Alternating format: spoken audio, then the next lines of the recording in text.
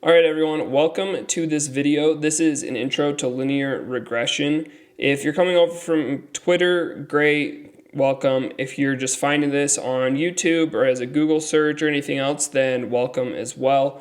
Today, we're just going to be talking about linear regression. What is linear regression? How do we use linear regression? And what's kind of the theory behind linear regression? So this just goes over theory and math of doing linear regression and kind of what's going on behind the scenes. We're not going to be using a calculator, going to be doing everything by hand. And as well, we're only going to be covering simple linear regression in this video. So simple linear regression is different than the other types of linear regression because it evaluates the relationship between two variables instead of multivariable, for example, which is a lot of variables, or polynomial. So this is just simple linear regression. The first thing that we need to talk about really is what is linear regression. So like I said before, linear regression is just comparing the relationship between two variables. And these two variables, one is called the independent variable and the other is called the dependent variable. What we're trying to do is make a prediction. We're comparing the relationship to be able to make a prediction on the next data that we plug in. So for example, what we're going to be doing is with house prices, we want to be able to predict the price of a house given a certain variable. So our independent variable is just the variable that we're using to predict the dependent variable. And the independent variable is also our x variable that we'll be using. And then our dependent variable is the variable that is being predicted, or otherwise known as y. So the first step in linear regression is we need to define kind of our base model. And as well, we need to find this thing called the goodness of fit, which is our goodness of fit line. So this is the best line for our relationship and for our base model. We're going to use this data over here on the right that has our price in thousands. We're going to pretend in this example that we're trying to predict the price of a house.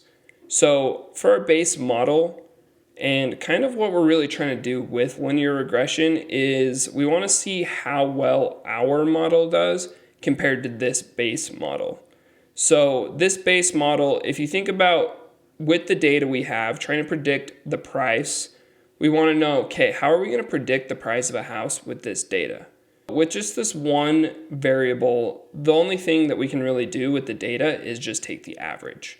So the average for this actual variable for the price is 379, or in thousands is 379,000. Our price is actually our dependent variable, and that's what it's going to be in the future. But for right now, we just want to get this baseline down of, okay, what is, with our data and just our price, what is our goodness of fit line for just the dependent variable? Because that's going to be something that we're going to have to use later down the road to be able to compare how well our model does when we start plugging in other variables. The next thing and kind of the next topic of discussion for linear regression is we need to find something called the residual, or the error for each data point. The residual essentially is just going to tell us how far off our observed value was from our line of best fit. In this example, all we're going to do is we're just going to get our average and we're going to subtract that from our price that we had. In this first one, we had 400 was our first price, and then our average was 379. So our residual is just going to be the difference between the two, which was 21. And then we do that for the rest of them. 325 subtracted by 379 is going to give us negative 54. And then so on and so on and so on. It is okay to get negatives here because in the next step, we're going to kind of get rid of the negatives. But that's just the importance of residuals, is it's going to show us the difference between our observed value and kind of our predicted value. So then the next step in what we're going to do with linear regression is we are going to just square these residuals. The first thing that this does is it makes all the numbers positive. And as well, it's going to put a lot larger emphasis and give greater impact to larger residuals. So for example, this negative 129 is now 16,641 squared, and then negative 54 squared is 2,916. Where these two numbers are kind of like, they aren't that great in difference. What this does is it puts greater emphasis that the 129 was a lot further off than the 54 was. The next thing that we're going to do is we're actually going to sum up all of these squared errors. So this 441 plus our 2916, and we're going to sum all of that up. And this is really the goal of linear regression. So what we do is we sum all of our squared residuals up, and we get a number called our SSE. And our SSE is also known as the sum of squared errors. And the goal with linear regression is actually to get this number as low as possible. So where we only have one variable, our number right here is actually 49,172. So that is the sum of our squared errors. And our goal is to, with our new model, we want to decrease our sum of squared errors. And so we do this with something called the least squares method. What the least squares method helps us do is it helps us calculate our regression line. And the regression line is essentially just that line with the smallest SSE. So the goal is to make the difference, obviously, like I said before, between our observed values and our predicted values just as small as possible. And this is kind of a function that we use to observe that. And basically here we're just saying that we want the sum by this little E3 thing. So we have this yi, which is our observed value, and then we minus that by our predicted value, which is what we were doing, and then we square that. And we call this thing right here, this yi with the little hat, that is our y hat, or essentially is just our predicted variable. And so now what we're going to do is we're just going to introduce another variable. So like I said before, simple linear regression, this is comparing the relationship and making predictions with two variables. So we're going to keep price as our dependent variable, but now we're going to throw in the number of bedrooms, which is going to be our independent variable. So our model essentially is going to try to predict the price of a house given the number of bedrooms that the house has. And then in the next steps that we're going to show, we're going to calculate the least squares regression line. And this line essentially is going to be the line of best fit for our data now that we have two variables. When we're calculating the least squares regression line, we use the following formula. And this formula might look really familiar if you've gone through any sort of high school or just college algebra, even really early on algebra. And this is just essentially similar to our y equals mx plus b, but what we're doing is we're taking our y hat, which was our predicted dependent variable, and we're going to set that equal to b subset 0 plus b subset 1 x. So b subset 0 is just going to be our intercept, and then b subset 1 is just going to be our slope. And then x is going to just be like before, our independent variable. So now we're going to go on, we're going to calculate the intercept and the slope so we can start building out this line, which is going to help us create predictions for our data and for our model. This is how we calculate our slope and our intercept. So slope, like I said before, is b subset 1, and then it equals this big, long, chunky equation that, I mean, it looks really scary, but we're going to break it down and make it a lot easier. And then we also calculate our intercept with this, which essentially is just saying that we take the y mean, and then we subtract our slope times our x mean. So that's what these bars over the variables mean.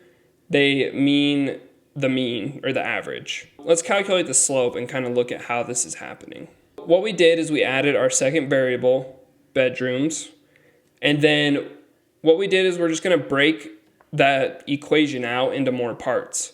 Right here, we go back and we see that we just want the sum of x subset I minus x bar, so x average, multiplied by y subset I minus y bar. And the subset I is just saying that we want to do it to all the data points. So for example, we'll do it to the first row, the second row, the third row. And then we're going to divide the sum of x subset I minus our x bar and then squared. So we're going to sum up all of these values. We're just going to find each of these values and it's going to make it a lot easier. So what we've done here is we've introduced our second variable, bedrooms, and price. And the first thing that I like to do is just to find the average of those. So we know that the average of price, like we did at the very beginning, was 379. And then the average of bedrooms, we get the average of 3.17. So now all we're going to do is we're just going to take each one of these to find our x subset I minus x bar. And we're just going to find the difference between this and our average. So we take 5 minus 3.17, we get 1.83.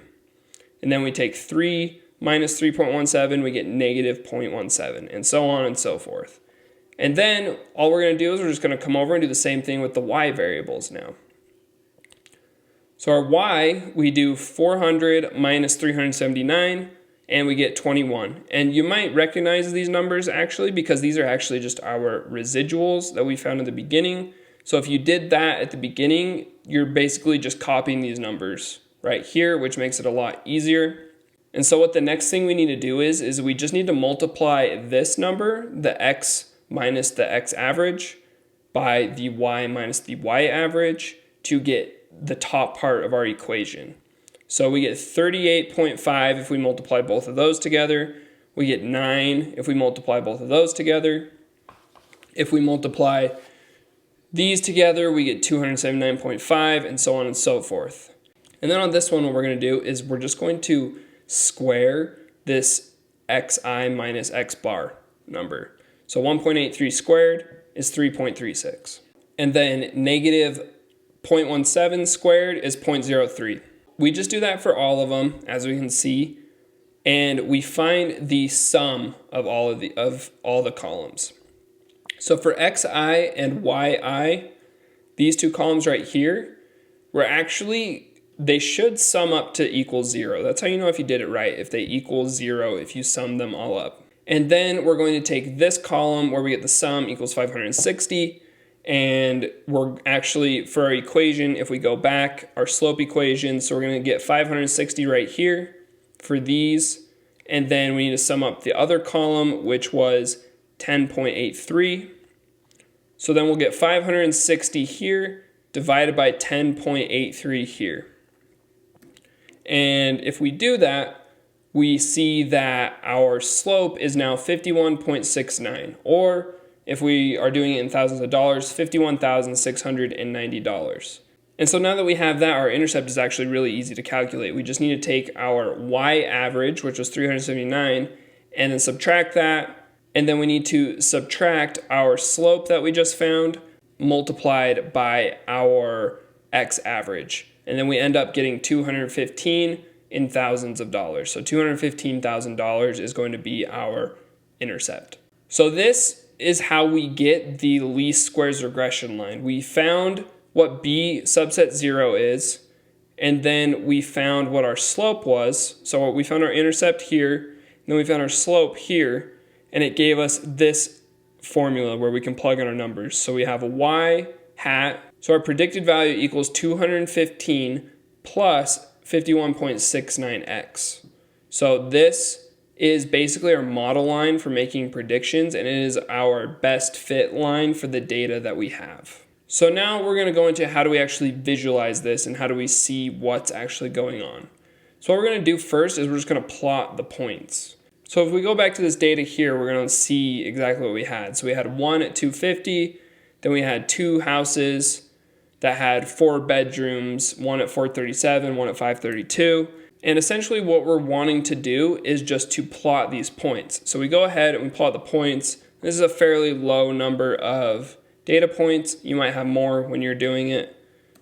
And then we want to plot that least squares regression line. So you can do this in any sort of software that you have usually, or you can manually plot it just by plugging in the x, so 1. So if you plugged in 1 to this equation right here, you would get this value. But this right here is our least squares regression line, or like I said, it is our line of best fit for this data. And so now we want to actually interpret our model, and we want to say, well, does this model make sense, and what's kind of going on? What we're saying when we use this model is we're saying for every 1 bedroom increase, which is X, our independent variable, we expect the house price to increase by $51.59 or $51,590. And the intercept means that when the house has 0 bedrooms, the price is expected to be $215,000, which kind of makes sense and kind of doesn't make sense. Usually a house has more than 1 bedroom, but I know there are houses that don't have any bedrooms. This data is obviously just some made up data, but it kind of makes sense in this situation. And so now the last step of linear regression is we need to validate our model and see if this model is better at predicting the price of a house than our first original model where we only had the price.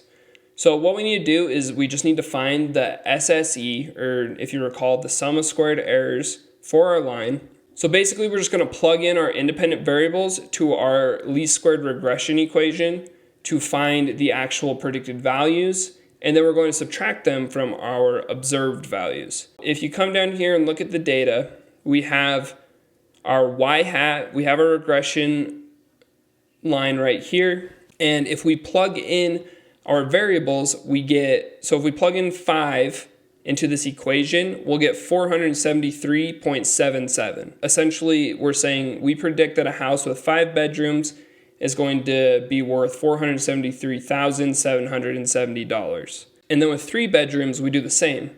So we predict that a house with 3 bedrooms is going to be worth $370,380, 1 bedroom, $267,000, and so on and so forth. And so then the next step is we just need to do what we did before in finding our sum of squared errors. So we're just going to take our observed value minus our predicted. So we get 400 minus, I just rounded it here, but the true value is 73.77.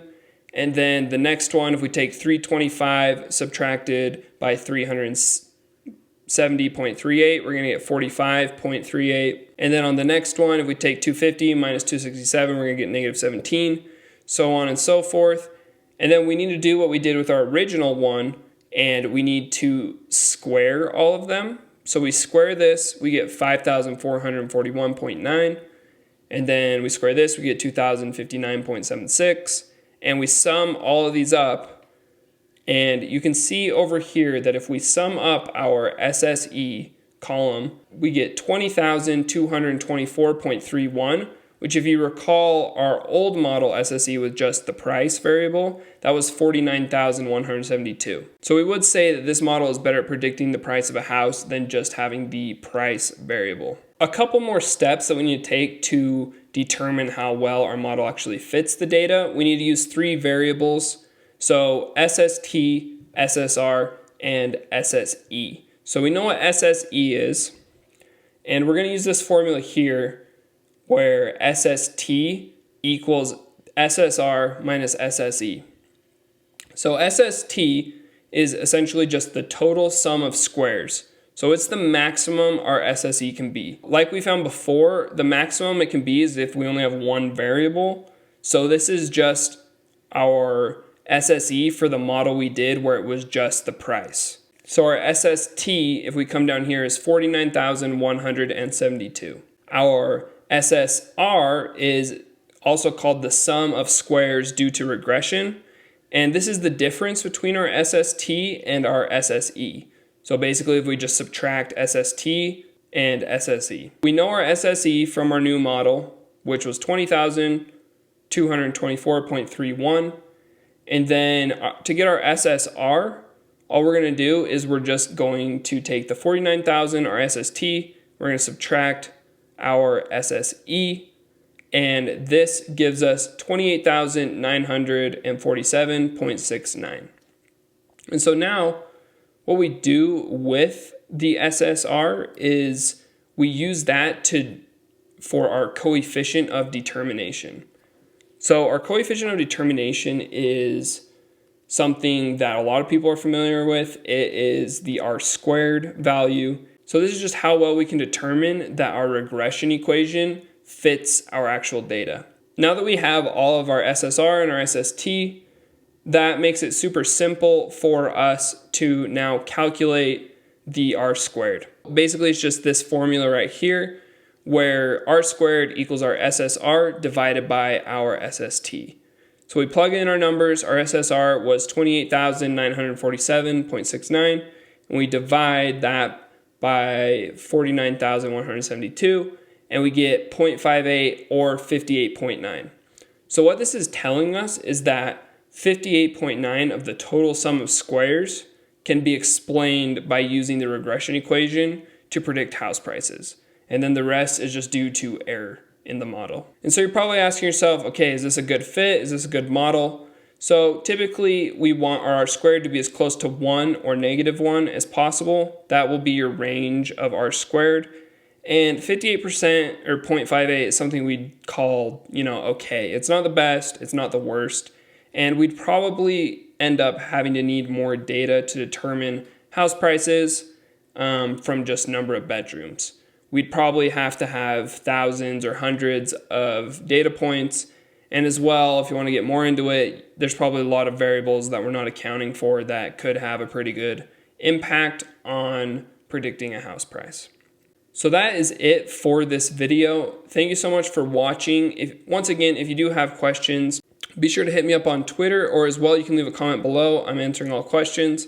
And thank you so much for watching. If you haven't already, be sure to hit the like button and subscribe if you like this kind of content, or if you are interested in any sort of other thing to do with linear regression, data science, machine learning, math, tech. That's all the kind of videos I come out with. So thank you once again for watching, and have a good one.